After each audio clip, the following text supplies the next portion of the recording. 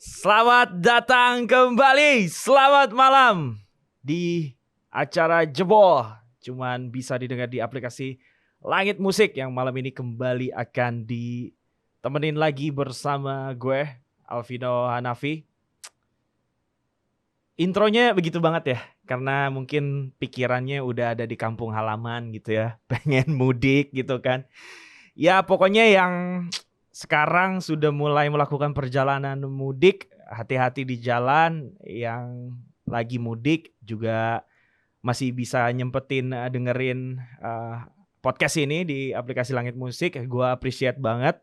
Mungkin bisa nemenin perjalanan kalian nanti sampai selamat ke kampung halaman. Amin. Pokoknya selama kurang lebih 60 menit ke depan kalian akan gue temenin dengan obrolan-obrolan tentang sepak bola, terutama apa yang terjadi dalam beberapa minggu terakhir.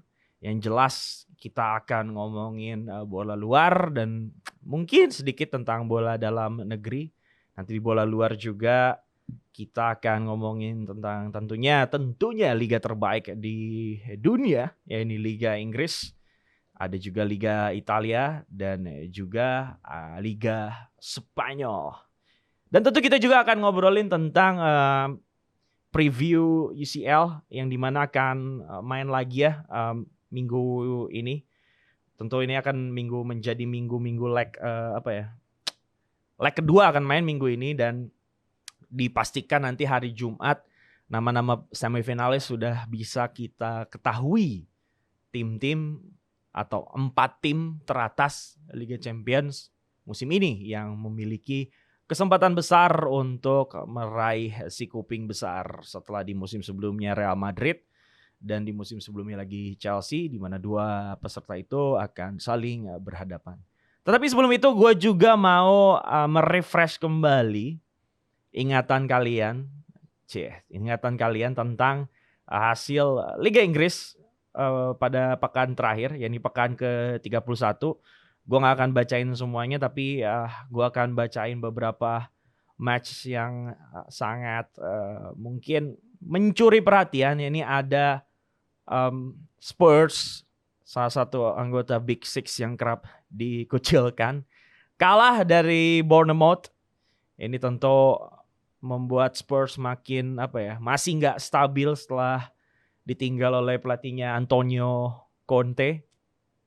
Kemudian ada Manchester City yang menang 3-1 dari Leicester, yang dianggap bahwa katanya City itu menang dengan hoki gitu. Tapi kan kemenangan City ini ngebuat perolehan poin mereka mendekat dengan pemuncak klasemen Arsenal, yang dimana memang posisi kedua kesebelasan ini klasemen awalnya ada memperlihatkan perbedaan besar, tapi ya dengan konsistensinya City, apalagi kemarin setelah mengalahkan Leicester, saat ini di tabel klasemen City hanya berjarak 4 poin aja dengan sisa tabungan 1 pertandingan. Itu artinya kalau City next game itu lawan Brighton. Kalau City mampu menang, nanti jarak selisih poinnya akan jadi 1 dengan Arsenal.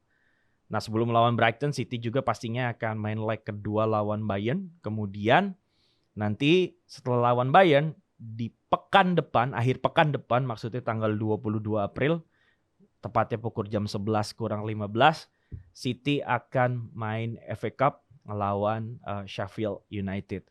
Ini keren banget sih, Manchester City musim ini menjadi tim yang ya walaupun bisa dikatakan di pekan ini mereka belum bisa men-take over posisi top klasemen Liga Inggris dari Arsenal, tetapi Manchester City peluang untuk meraih treble winner masih sangat terbuka, karena mereka masih ongoing nih di FA Cup, Champions League, dan juga Liga Inggris. Di FA Cup mereka udah sampai semifinal, ada peluang mungkin sampai ke final.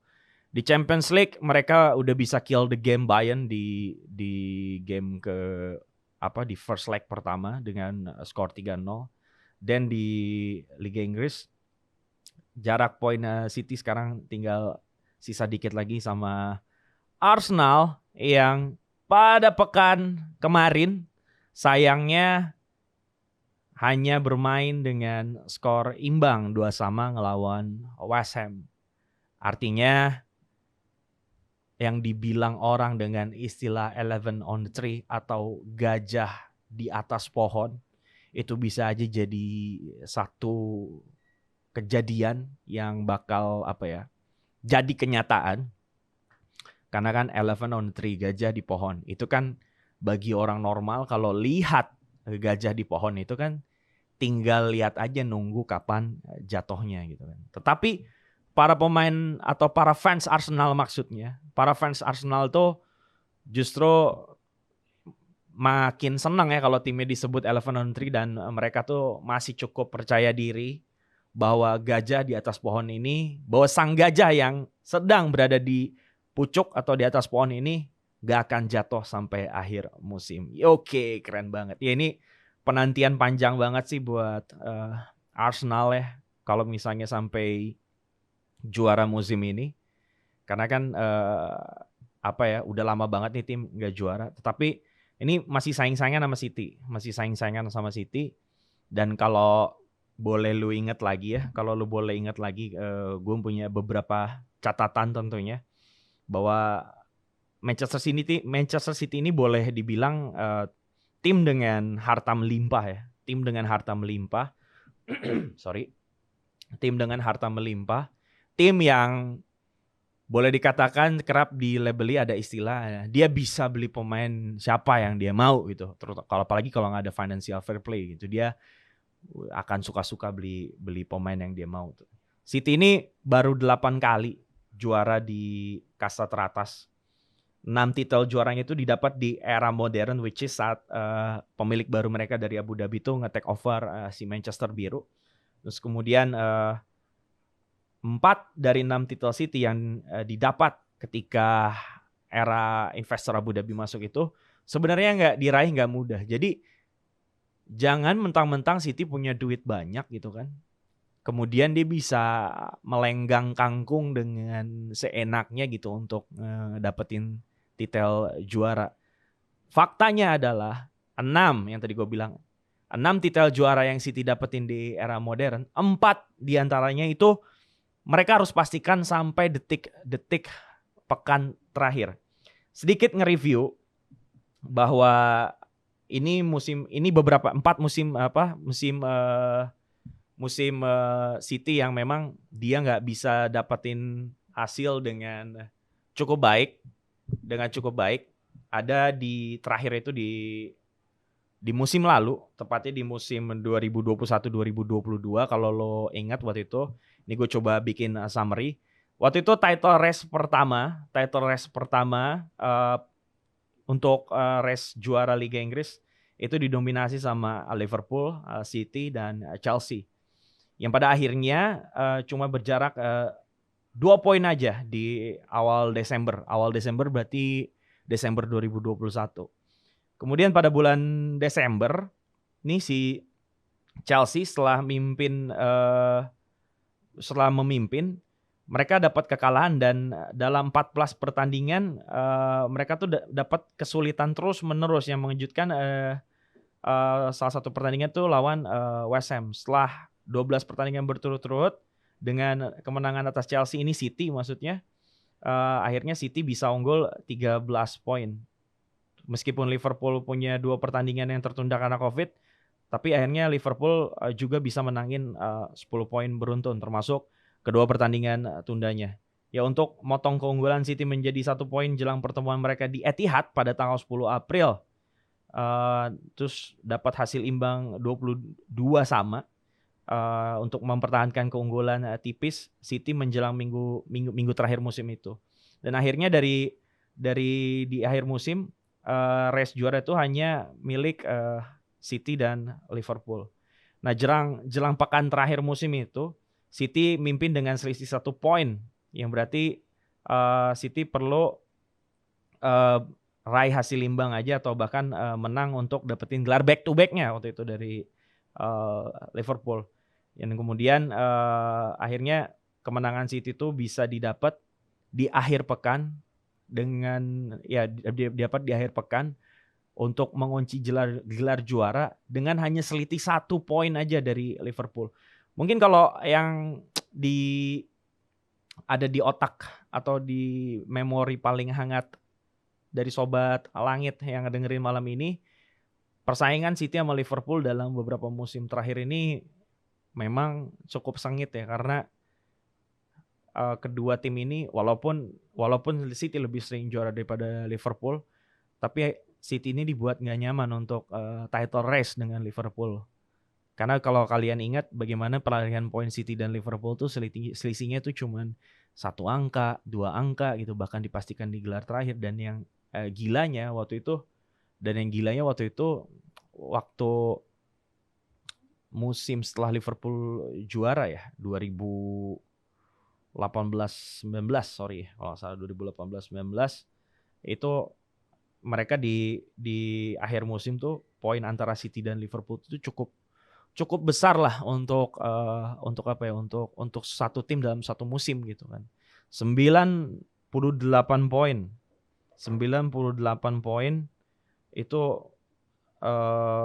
cukup jarak yang sangat tinggi, sedangkan Liverpool itu waktu itu punya 97 poin 2018-2019. Sama di musim itu juga sangat ketat. City dan Liverpool di akhir musim hanya selisih 1 angka aja. 98 City, 97 Liverpool. Kalau lihat dari angkanya 97 poin, itu untuk ukuran runner up tuh udah gede banget sih gitu kan. Ini emang menurut gua musim 2018-19 adalah musim yang sangat didominasi oleh dua tim itu gitu kan. Karena memang akhirnya ya udah kayak unstoppable aja gitu. Dua tim yang memang sangat superior pada masanya dan semakin menegaskan pada saat itu bahwa Liga Inggris adalah era persaingan antara Jurgen Klopp dan Pep Guardiola. Sampai akhirnya di musim ini datang Erik ten Hag, dan apakah babak baru persaingan antar pelatih Liga Inggris akan akan ada tajuk baru lagi ya, let's see lah gitu akan terjadi seperti apa. Dan yang paling sering itu City dalam meraih gelar juaranya dia tuh bersaing sama Liverpool tuh. Bahkan sebelum eranya Klopp di musim 2013-2014 City pun sangat kesulitan untuk dapetin gelar juara pada musim itu, dan pesaing terdekatnya lagi-lagi adalah Liverpool gitu kan. Liverpool yang pada saat itu diasuh oleh Brendan Rodgers, pelatih Liverpool yang pada saat itu skuadnya masih ada pemain-pemain seperti Luis Suarez ataupun Steven Gerrard gitu kan. Jadi memang musim yang sangat ketat juga. City mengakhiri musim dengan 86 poin, sementara Liverpool 84 poin. Selisih 2 aja gitu kan. Jadi memang setiap City mengeraih gelar dengan sulit. Nah, kesulitan itu tuh timbul dengan pesaing terdekat adalah Liverpool. Tapi yang paling memorable pasti adalah musim 2011-2012. Pada saat itu di mana City bersaing dengan tetangganya si Manchester Merah, Manchester United maksudnya, hingga pekan terakhir yang dimana City mengunci gelar juara setelah menang dengan selisih gol. Itu tentu bagi fans City ini adalah musim yang sangat remarkable. Bagaimana waktu itu Sergio Aguero memastikan dengan golnya di injury time memastikan gelar juara untuk Manchester City. Waktu itu City lawan terakhirnya adalah QPR. Dan dari situ mungkin Aguero menorehkan momen yang membekas bagi klub Manchester City dalam sejarahnya, sehingga dari situ pun memang udah mulai dianggap udah mulai mengkultuskan lah City sama Sergio Aguero, dan akhirnya Aguero menjadi salah satu mantan pemain yang dibikinkan atau dibuatkan patung di depan stadion City. Waktu itu poinnya sama 86-86. Bagaimana gue harus reverse lagi.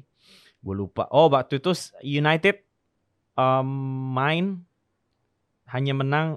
United itu main cukup besar juga menangnya di pekan terakhir. Lawannya 6-1 Newcastle ya kalau nggak salah. Iya benar. Terus kemudian udah menang besar. Pertandingan beres duluan, gue inget pertandingan beres duluan, terus dia lihat kayak di screen pertandingan di City masih jalan KPR, terakhir akhirnya ini deh, Aguero bikin gol. Kalau saat itu Aguero nggak bikin gol, ya mungkin akan lain ceritanya, MU bakal back to back gelar gitu. Dan ternyata akhirnya City pada hari itu, hari terakhir Premier League, memastikan gelar pertama mereka di era modern. Dan akhirnya investasi yang dilakukan oleh Abu Dhabi berhasil untuk menghasilkan titel Premier League, yang dimana sejauh ini di Inggris dia udah berhasil, tinggal tunggu aja gimana di Eropa, apakah si Abu Dhabi ini akan berhasil dengan UCL mereka atau enggak. Yang sejauh ini belum berhasil, udah ngedatengin pelatih sekelas Pep Guardiola. Rasa-rasanya sih kalau sampai nggak juara dan lu udah dikasih pemain berkaliber seperti Erling Haaland, kemudian Kevin De Bruyne, dan ya menurut gue udah no excuse sih kalau Pep Guardiola nggak juara. Ya, tetapi perlu diingat juga sih ketika City superior di satu musim, let's say waktu 2021 waktu Chelsea juara, itu kan ya terlepas dari COVID ya, itu kan memang musim yang paling melelahkan juga buat Premier League, dan akhirnya di Tenggara memang ketidakberhasilan City di final Liga Champions pada saat itu ya memang karena faktor kelelahan juga, sehingga Chelsea waktu itu merajai UCL, yang dimana waktu itu diasuh oleh Thomas Tuchel Chelsea-nya. Menarik sih ngelihat kiprah Man City. Apakah musim ini City juga akan mengalami semacam deja vu dengan Arsenal? Kita tidak tahu tentunya bagaimana. Yang jelas selisih poin City dan Arsenal ini cukup tipis sekarang. Tipis banget, menyisakan ada sekitar 7 pekan lagi. 32, 33, 34, 35, 36. Ya 7 pekan lagi. 7 pekan lagi yang dimana Arsenal harus tetap bisa konsisten, nggak boleh kehilangan poin lagi. Gue koreksi, nggak boleh kehilangan poin sempurna lagi, alias harus menang. Karena dalam 2 pekan terakhir nih Arsenal tanpa menang. Nah kalau dilihat next game-nya itu ketemu apa? Arsenal nih akan ketemu Soton, kemudian City akan ketemu Brighton, yang dimana match-nya masih dipospon, belum tahu main tanggal berapa karena pada tanggal itu City harus main di semifinal FA Cup. Nah kemudian di next game lagi Arsenal akan ketemu City. Nah ini nih akan menarik, di pekan ketiga Arsenal justru akan ketemu City. Nah main di Etihad. Jadi menurut gue pekan 33 tolong dicatat tanggalnya, 27 April jam 2 malam WIB. Itu akan menjadi pertandingan yang sangat menentukan. Kalian lihat aja nanti gimana, apakah itu akan menjadi turning point bagi City untuk mengkudeta Arsenal, atau justru jadi momentum buat Arsenal untuk mengamankan si sang gajah ini akan tetap berada di atas pohon, alias masih tetap menjaga jarak poinnya, atau bahkan bisa semakin lebar tentunya dengan Manchester City. Begitu dari City. Nah, untuk tim-tim lain nih yang ada di Liga Inggris tadi malam, Liverpool surprisingly, jagoan gue, menang 6-1 atas Leeds United, yang dimana sekarang poin dari anak-anak Jurgen Klopp ini menjadi 47. So they still have a chance to qualify in the top 5 maybe, atau top 4, karena susah sih berat kalau top 4 ya, karena Karena Liverpool 30 kali main, poin mereka 47. Asumsikan kalau Brighton, Villa dan Brighton dan Villa kalah, Liverpool menang, poin mereka jadi 50. Gap mereka dengan Spurs sisa 3.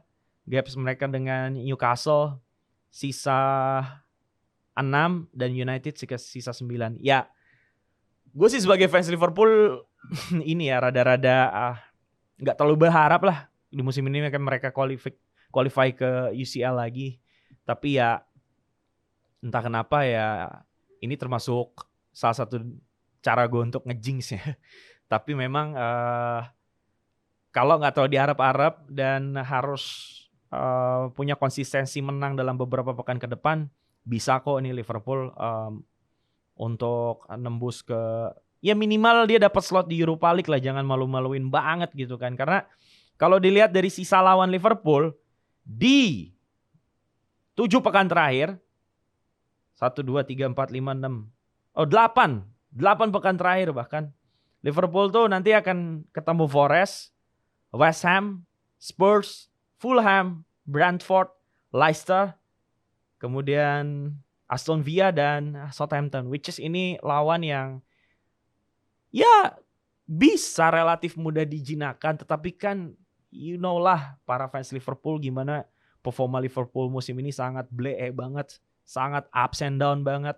Lu menang 7-0 dari MU, tiba-tiba lu gak dikasih menang kan itu aduh gimana ya gitu. Lebih baik lu gak menang skor sebesar itu, tapi lu tetap bisa konsisten kan. Yang kita harapkan, yang kita sebagai fans Liverpool tentu mengharapkan hal yang kayak gitu kan. Ya lu tetap konsisten terus gitu, gak kalah-kalahan melulu.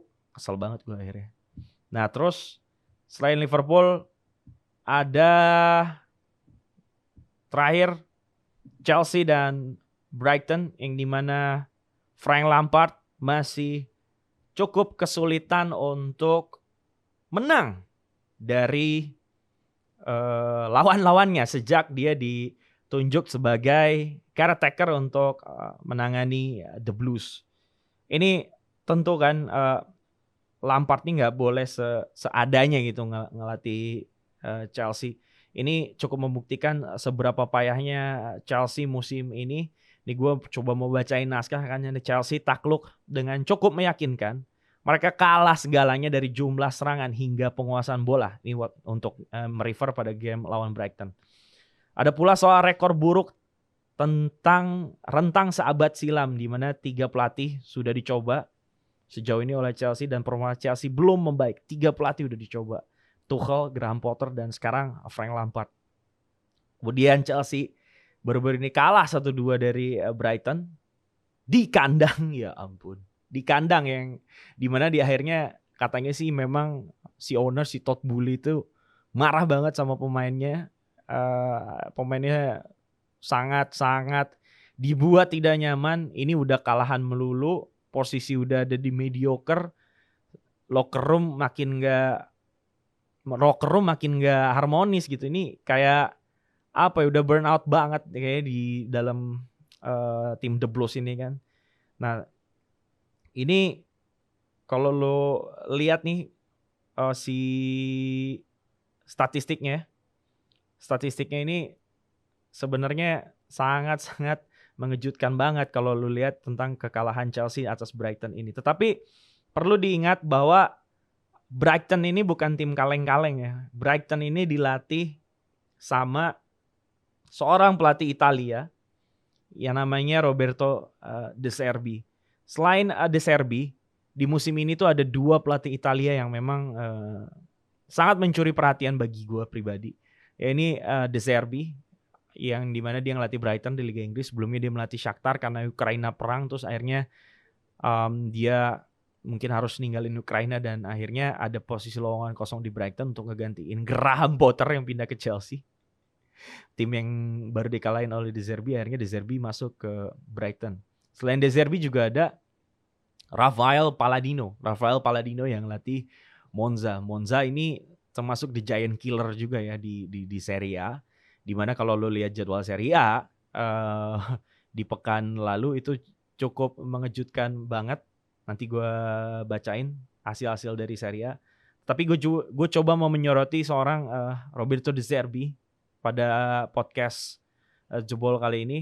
Jadi De Zerbi itu sebelumnya adalah pemain Milan ya. Terus dia tuh banyak ngabisin karirnya di Milan sebagai pemain mediocre lah boleh dibilang. Dia sering banget dipinjemin sama Milan itu ke tim dari kasta-kasta bawah, Serie B, bahkan ke Serie C2 itu. Kalau lu tahu Serie C2 itu lebih di bawah dari Serie C biasa gitu. Serie C1 itu tuh mungkin kasta ke-4 sepak bola Italia. Kemudian dia ngabisin karirnya di Como bersama mantan pemain Milan lainnya. Kalau lu tahu ada namanya Luca Saudati, dulu gue inget banget Luca Saudati, gondrong, dia pernah main di Atalanta. Terus akhirnya dia sempat berpindah-pindah klub dengan status co-ownership. Jadi di Serie A itu di Italia selain ada pemain permanen, ada pemain pinjaman, ada pemain co-ownership. Nah, co-ownership ini kontraknya dimiliki oleh 2 pemain. Mungkin kalian bisa riset nanti bagaimana tentang klausul kontrak co-ownership. Jadi klub ini dimiliki oleh 2 orang pemain. Yang paling gue inget status co-ownership itu banyak banget sebenarnya, tapi karena gue fans Inter di Italia, kalau gue inget dulu adalah bagaimana Luis Jimenez, pemain Inter, dia dimiliki oleh 2 klub dan lumayan ribet juga sih kalau pemain co-ownership ada klub lain yang berminat dengan dia. Jadi dia tuh harus make a deal sama dua klub yang memiliki dia. Lanjut ke De Zerbi. Karir pelatihnya De Zerbi itu dimulai di Palermo 2016. Dia ngegantiin Davide Ballardini waktu itu. Dia jadi pelatih pertama kali dia melatih ada di klub Sisilia itu, yakni Palermo ya. Palermo lumayan cukup eksis lah di Serie A meskipun sejauh ini statusnya masih mediocre. Jadi De Zerbi memulai karir pelatihannya di situ. Kemudian 2017 De Zerbi jadi pelatih Benevento, diangkat sebagai pelatih Benevento. Terus terdegradasi ke Serie B di akhir musim itu. Namun De Zerbi dipuji karena permainan bolanya dan bisnis transfer saat dia membesut Benevento. Nah, setelah dari Benevento 2018, De Zerbi masuk sebagai pelatih Sassuolo. Nah, di bawah Sassuolo ini De Zerbi makin banjir pujian karena game style-nya itu sangat mengundang decak kagum. Ini dimana mereka juga bisa cukup eksis di pentas Eropa, terutama di Conference League waktu itu si Sassuolo. Dan kemudian setelah cukup sukses dengan Sassuolo, dan waktu itu Sassuolo juga boleh dibilang sebagai party crasher-nya tim-tim juara Serie A ya. Nah, si De Zerbi akhirnya memutuskan untuk keluar dari Sassuolo dan menerima tawaran dari Shakhtar Donetsk. Shakhtar Donetsk yang betul sebutnya. Nah, menerima tawaran dari Shakhtar Donetsk.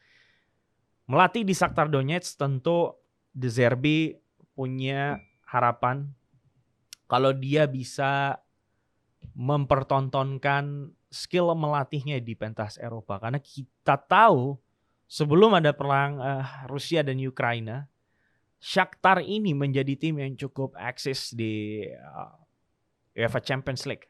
Tim-tim yang memang beberapa kali kerap menyulitkan tim besar lainnya seperti Real Madrid, salah satunya yang dalam beberapa tahun atau musim terakhir itu sempat dibuat sulit sama Shakhtar.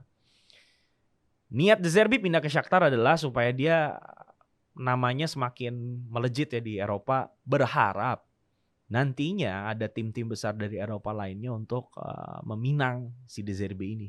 Ternyata nasib berkata lain. Ada force major yang mengakibatkan bahwa sepak bola Ukraina harus stop waktu itu. Dan kemudian De Zerbi ya akhirnya ya karirnya masih di situ-situ aja. Dan untungnya namanya rezeki nggak kemana gitu ya.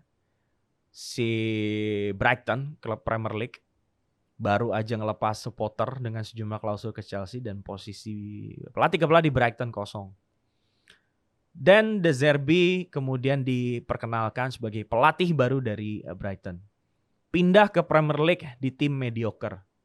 Menurut gue ini sama aja lu main ke tim-tim dari kasta ketiga liga-liga di Eropa, tetapi tim ini cukup sering punya kesempatan lolos ke pentas kontinental. Artinya baik Premier League maupun UEFA Champions League ini jadi sarana terbaik buat pelatih yang lagi cari nama, lagi ningkatin market value untuk dilirik sama tim-tim besar gitu kan. Nah ini yang sedang dilakukan De Zerbi dalam beberapa musim terakhir. Dia coba ke Donetsk buat main di Champions League, akhirnya nggak berhasil karena ada force major. Nah akhirnya di Brighton lah dia coba melakukan hal serupa tentang apa yang ia ingin lakukan sebenarnya waktu dia melatih di Shakhtar. Dia ngelatih Brighton, beberapa klub dibikin kesulitan sama De Zerbi. Hampir semua pandit-pandit di Inggris senang ngelihat gaya mainnya De Zerbi yang ya dia pelatih Italia, dan kalau kita tahu kan bagaimana pelatih Italia itu stereotipnya tuh sangat-sangat tidak proaktif ya, yang memang mengutamakan pragmatisme dibandingkan pelatih-pelatih Spanyol mungkin atau Jerman yang sangat proaktif, yang permainannya memang sangat enak dilihat gitu kan. Keindahan sepak bola lah begitu kurang lebih bahasanya. Pelatih-pelatih kayak Pep Guardiola, kemudian Hans Flick waktu dia ngelatih Bayern, itu kan memang enak banget kan ngelihat mainnya nyerang. Tapi itu nggak ditemukan di beberapa pelatih Italia ternama, sehingga stereotipe itu melekat terhadap pelatih Italia. Nah De Zerbi dianggap sebagai pelatih Italia yang dari sisi permainannya cukup menghibur dan sangat bisa adaptif dengan Premier League. Karena nggak banyak pelatih Italia yang boleh dikatakan sukses banget di Premier League. Ya mungkin Antonio Conte ya, terakhir dia juara sama Chelsea, tapi terus ada Ancelotti dan Roberto Mancini. Banyak juga deng. Tapi ya memang itu dia pelatih yang ternama sih, yang kayak Mancini, Ancelotti, dan Conte. Tapi kan banyak pelatih-pelatih yang mungkin kalian juga asing namanya, cukup mediocre, coba peruntungan di Liga Inggris, dia nggak cukup berhasil gitu. Ini kan kalau Mancini, Ancelotti sama Conte itu kan eksepsional. Dia itu cukup udah punya nama masuk ke Premier League.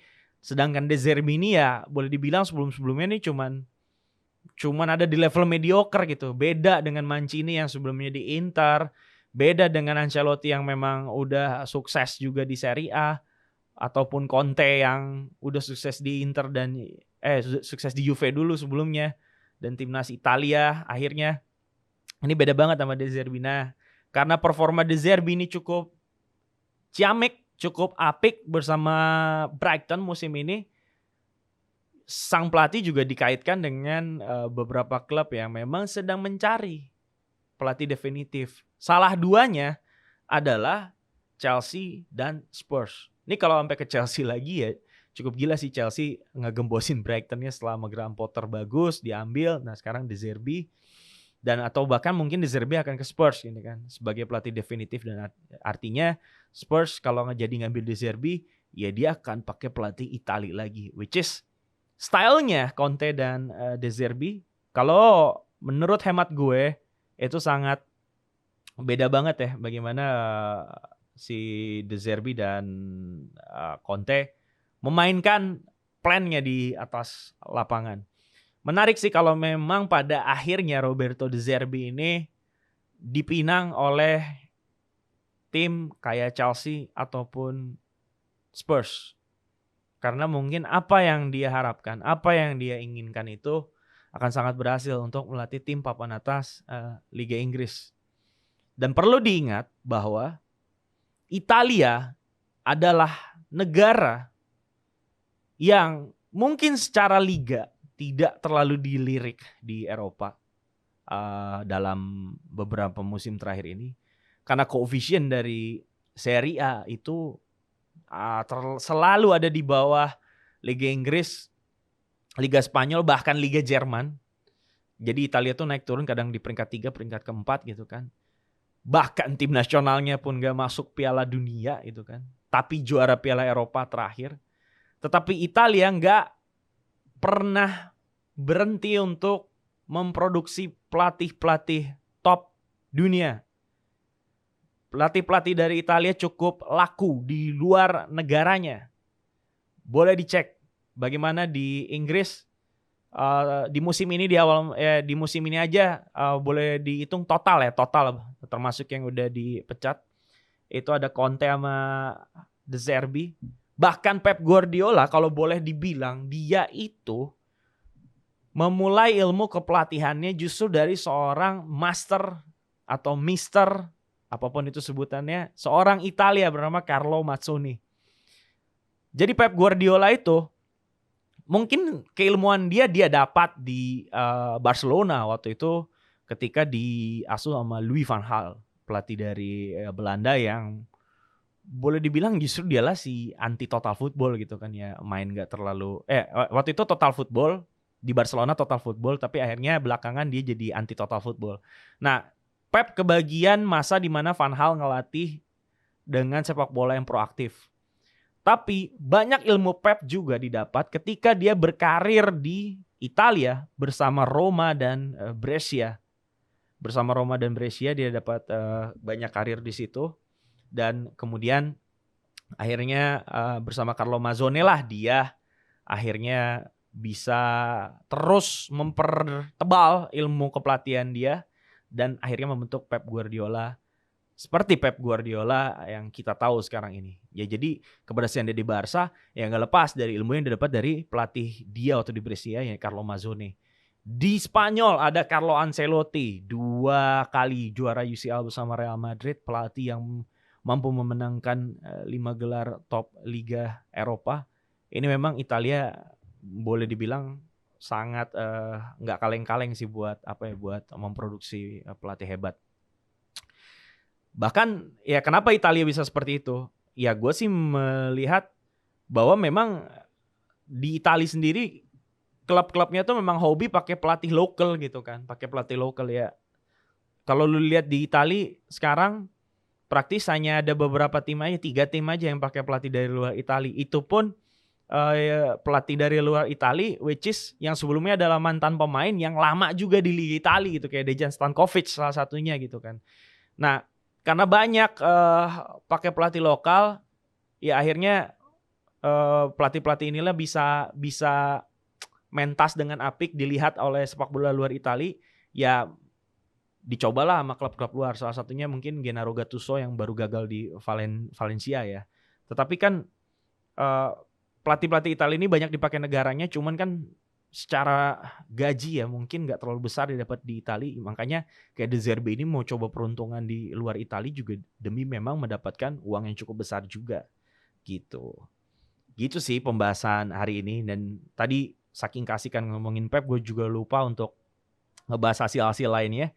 Kita ngebahas hasil di Serie A nih. Di Serie A ada hasil yang sangat mengejutkan banget. Juve kalah 1-0 dari Sassuolo, Monza ngalahin Inter, kemudian Milan main 1-1 ini pekan-pekan yang sangat membagongkan sekali bahwa Serie A ini sudah mulai tidak seru dilihat. Bahkan Napoli pun yang memang udah tinggal ngunci gelar juara aja bisa gagal. Kemudian di Spanyol, Barca, lagi-lagi Barca gagal untuk dapetin kemenangan. Barca main 0-0 di pekan ini melawan Getafe.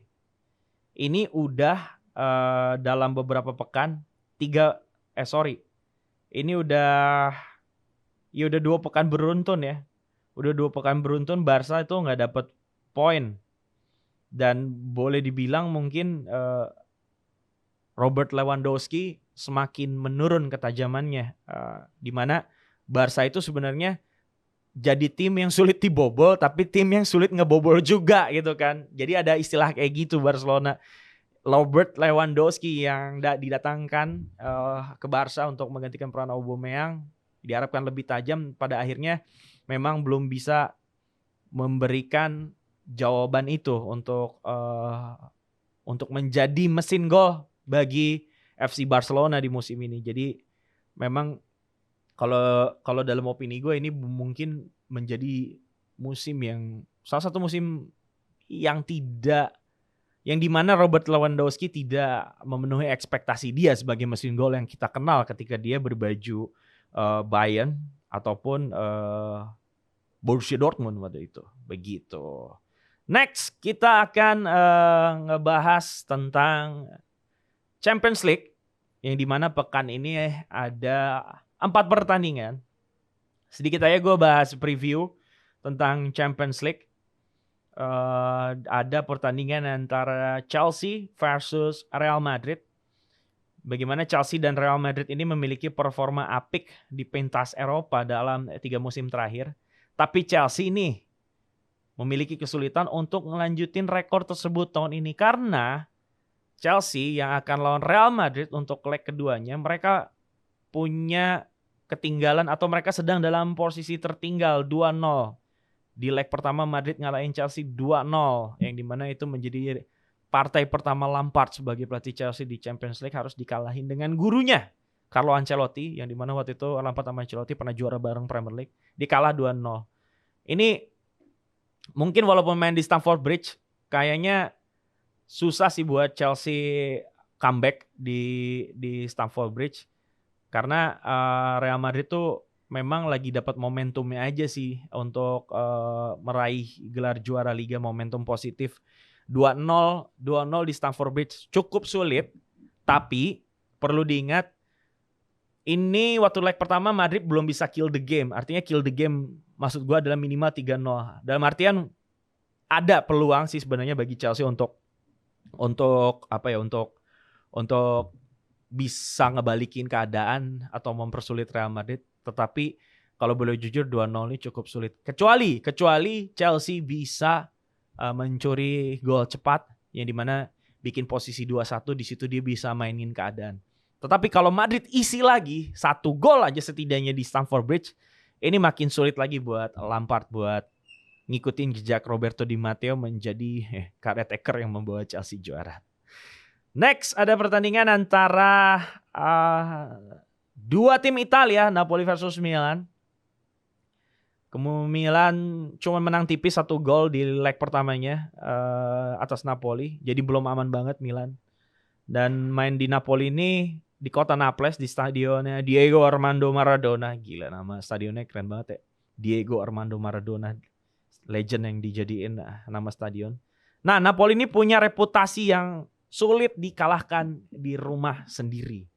Jadi 1-0 tuh skor yang bagi gue sangat belum aman. Walaupun Milan ya sempat menang 4-0 di Serie A. Ini kan kita boleh dibilang tuh Milan menang 4-0, Milan menang 1-0. Ini 2 beda ajang, 1 Serie A, 1 Champions League. Kemudian nanti main lagi di Champions League malam ini gitu kan. Ini boleh dibilang adalah trilogi Napoli versus Milan pada tahun 2023. Nah nanti malam ini akan memainkan sequel terakhirnya dari trilogi ini. Yang dimana gue sih meyakini bahwa trilogi ini, di sequel akhir trilogi ini akan sangat berbeda jalan ceritanya seperti 2 sequel trilogi sebelumnya. Which is Milan menang di Serie A dengan 4-0.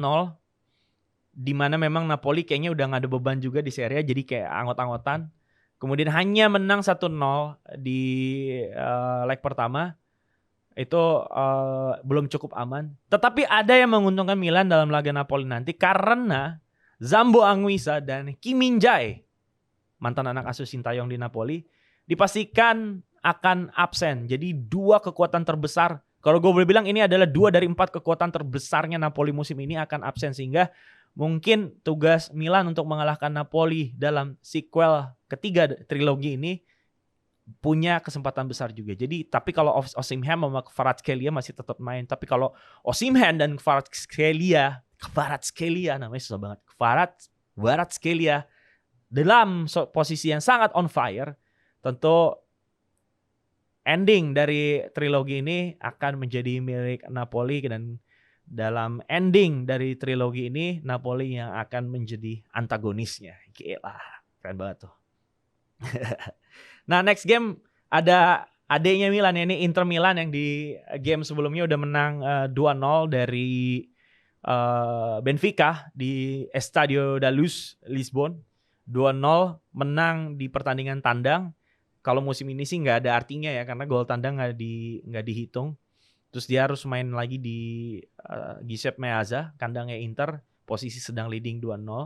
Sama seperti pertandingan Chelsea versus Real Madrid, posisi 2-0 belum kill the game. Tapi bedanya adalah Inter yang sekarang main di kandang. Posisi Benfica buat ngacoin pesta Inter, apakah ada? Ada, jelas. Sama kayak Chelsea juga, posisi 2-0, kuncinya adalah lu bisa curi gol cepat gak? Minimal di bawah 5 menit lu udah bisa isi ke gawang lawan. Kalau lu udah bisa isi ke gawang lawan, skor berubah menjadi 2-1 gitu misalnya. Ini kan agregat selisihnya akan aja 1 poin aja, dan itu sangat-sangat bisa digoyang keunggulan lawan maksud gue.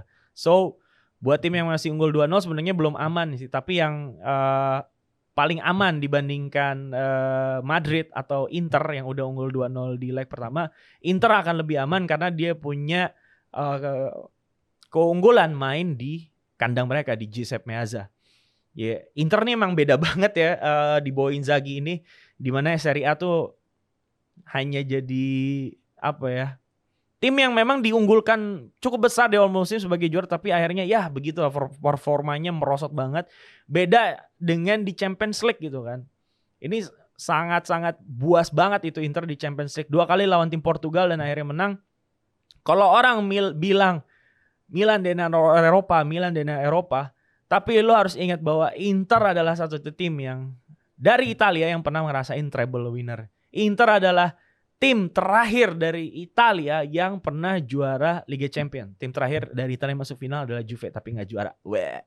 Nah, jadi Inter juga sebenarnya boleh dibilang DNA Eropanya cukup baik dalam beberapa musim terakhir di Champions League. Artinya memang mungkin kalau dihadirkan video-video masa lalu gitu kan, pemain ini punya suntikan motivasi besar juga buat terus ngelangkah sampai ke partai final gitu. Apalagi nanti di semifinal nih, Inter kalau menang lawan Benfica nanti di malam nanti akan ketemu tim Italia lagi gitu, Milan atau Napoli. Sangat seru sekali sih kalau ngelihat dari bagan yang satunya lagi, di mana-mana tim Italia akan ketemu. Artinya memang sudah dipastikan di final nanti akan ada tim dari Italia. Lawannya siapa? Ya kita belum tahu. Apakah lawannya Madrid, Chelsea, ataupun Bayern dan Manchester City yang akan berhadapan juga pekan ini, memainkan leg kedua mereka. City sangat difavoritkan karena mereka bisa kill the game dengan 3-0 di leg pertama. Tetapi perlu diingat, sejak dihapuskannya aturan gol tandang, ataupun ya dihapuskan aturan gol tandang, ini akan lebih memudahkan juga tim untuk main di leg keduanya. Bagaimana Bayern akan main di Allianz Arena dengan posisi tertinggal 3-0, which is kalau City masukin 1 itu nggak ngaruh banget. Dan ini mau nggak mau Tuchel harus dituntut untuk memainkan sepak bola proaktif, menyaingi sepak bola atau style yang disajikan sama Pep Guardiola bersama Manchester City.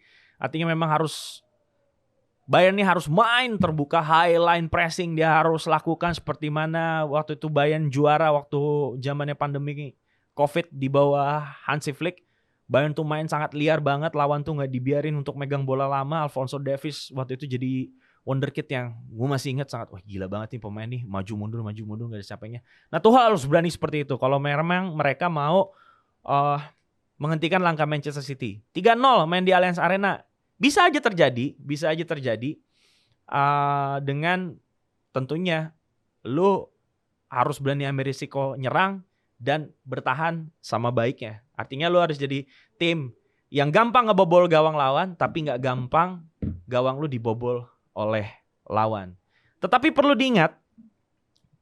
diingat bahwa kondisi dari Bayern sejauh ini sedang dalam kondisi yang nggak baik-baik aja di atas kertas, di dalam lapangan maupun di luar lapangan.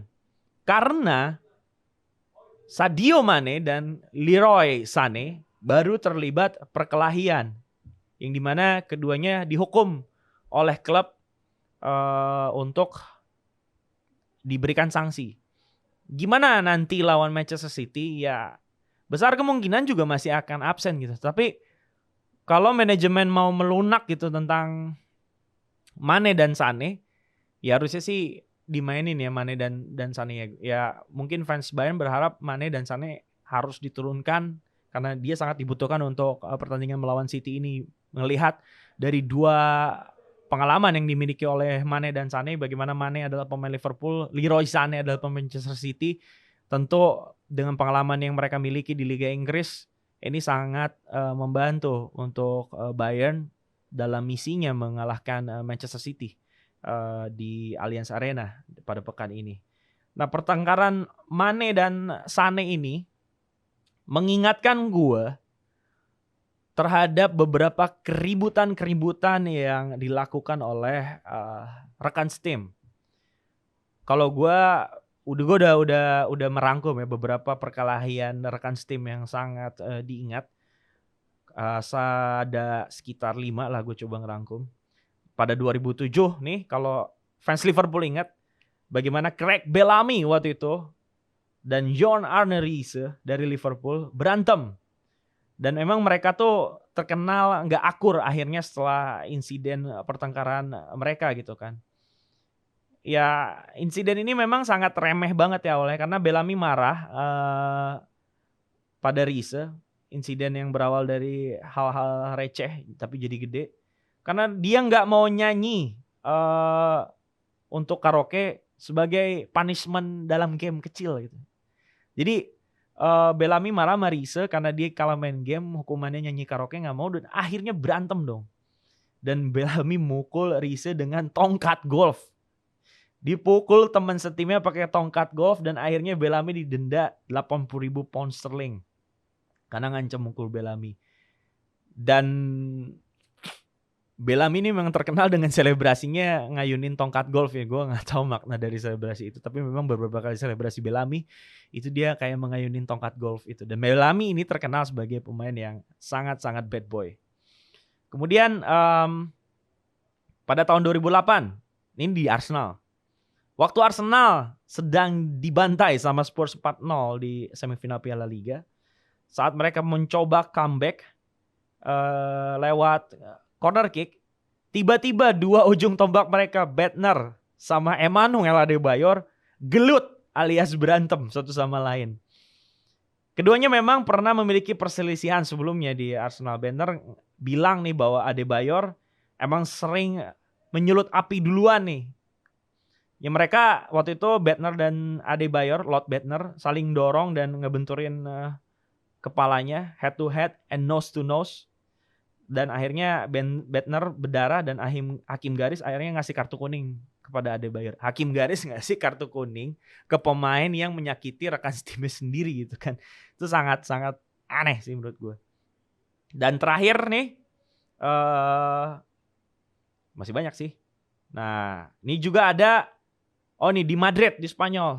Waktu Thomas Gravesen dan Robinho berantem di Real Madrid 2006. Ini mungkin akan jadi pertarungan yang sangat gak imbang karena Gravesen tuh terlihat dominan waktu ribut sama Robinho tuh di Real Madrid sampai akhirnya ini kalau nggak kalau nggak dipisahin mungkin Robinho udah hancur banget kali karena Gravesen berupaya untuk mukulin Robinho kan badannya Gravesen gede benar ya dibanding Robinho, bahkan media Spanyol bilang bahwa Gravesen waktu itu kalap, marah layaknya anjing bulldog kepada Robinho. Ini diawali karena pada sesi latihan Gravesen itu Gravesen itu tackling Robinho dan Robinho nggak terima dengan tacklingnya Gravesen dan akhirnya mereka berantem di lapangan latihan. Dan rekan-rekan Gravesen dan Robinho yang pemain-pemain Real Madrid lainnya akhirnya misahin Gravesen dan Robinho. Dan kemudian setelah itu Gravesen pun akhirnya di Lego ke Celtics dari Real Madrid. Berawal dari tackling saat latihan ini ngingetin juga tentang perkelahiannya Olof Mellberg dengan Zlatan Ibrahimovic di timnas Swedia waktu itu.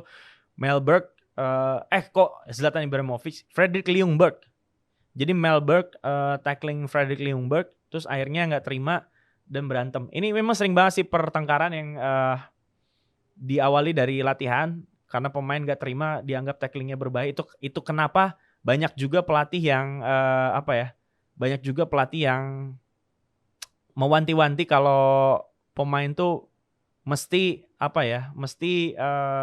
pemain tuh kalau dalam latihan tuh slow aja kali gitu, santai gitu. Karena latihan ya latihan, game is game gitu. Walaupun dalam latihan lu harus ngasih performa seperti saat lu bertanding, tapi lu juga harus menjaga keselamatan rekan-rekan tim lu gitu kan. Karena gua sebagai wartawan yang liputan memang kerap ngelihat kalau memang pemain tuh sangat berapi-api pada saat latihan gitu kan. Nah, terus yang terakhir yang mungkin masih ingat dalam ingatan ada waktu Ugo Lloris dan Son Heung-min di Tottenham pada tahun 2020 di pertandingan ngelawan Everton. Lloris dan Son Heung-min terlibat ketegangan saat halftime turun minum. Yang dimana saat istirahat waktu itu Ugo Lloris bacanya tuh sebenarnya bukan Hugo Lloris, Ugo Lloris. Nah saat istirahat Ugo Lloris kesel dan lari ke arah Son Heung-min karena boleh dibilang Ugo Lloris pada saat itu adalah kapten tim, masih si kapten tim dari Tottenham, dan Son Heung-min adalah bintangnya gitu, kapten tim marah terhadap bintang utama tim itu yaitu Son Heung-min. Terus Ugo Lloris dorong dan mencela Son Heung-min di hadapan rekan-rekan lainnya di Tottenham Hotspur, dan akhirnya teman-temannya juga lah yang misahin keributan antara Ugo Lloris dan juga Son Heung-min. Alasan Lloris marah kepada Son adalah Son dianggap nggak membantu ngebela ketika Everton punya peluang cetak gol. Jadi Lloris tuh nganggap kalau Son tuh nggak ngebela inilah. Ngebela tuh artinya apa ya? Nggak ikut bantu defense ketika serangan lawan Everton. Dan akhirnya di akhir pertandingan waktu itu Spurs pelatihnya Jose Mourinho mendapatkan sisi positif dari insiden ini dan menggambarkan sebagai sesuatu yang indah. Dan Mourinho juga akhirnya mengakui ke publik bahwa siapakah yang salah dari perseteruan antara Ugo Lloris dan Son Heung-min. Ternyata dengan mengejutkan Mourinho lah mengaku bahwa dirinya lah sebagai orang yang sangat-sangat bersalah dalam insiden yang melibatkan antara Ugo Lloris dan Son Heung-min. Jadi banyak perseteruan antar rekan setim dan sanksinya juga ada yang berupa sanksi tidak boleh latihan, sanksi dibekukan tidak boleh main, sampai sanksi berupa uang yang jumlahnya cukup besar. Karena perkelahian dengan rekan setim ini sangat membahayakan secara fisik, tapi lebih membahayakan juga sebenarnya secara keutuhan tim dan keharmonisan tim. Begitulah. Jadi di bulan puasa ini, di bulan suci ini, yang bisa kita petik adalah jangan saling bermarah-marahan dengan saudara sendiri seperti Sadio Mane dan Leroy Sané begitu. Dan akhirnya sampai juga di penghujung jebol episode kali ini. Yang dimana nanti kita juga akan ketemu lagi setelah Idul Fitri. Saya Alvino Hanafi mewakili kru yang bertugas pada malam hari ini dan juga Jebret Media yang juga sekarang berkolaborasi dengan Langit Musik, mewakili Rizal juga yang episode sebelumnya podcast, mengucapkan maaf lahir batin, minal izin wal faizin buat rekan-rekan Sobat Langit yang mau melakukan mudik. Semoga selamat sampai tujuan dan hati-hati di jalan. Saya Alvino Hanafi pamit. Ciao, sampai jumpa nanti di episode jebol berikutnya. Dadah!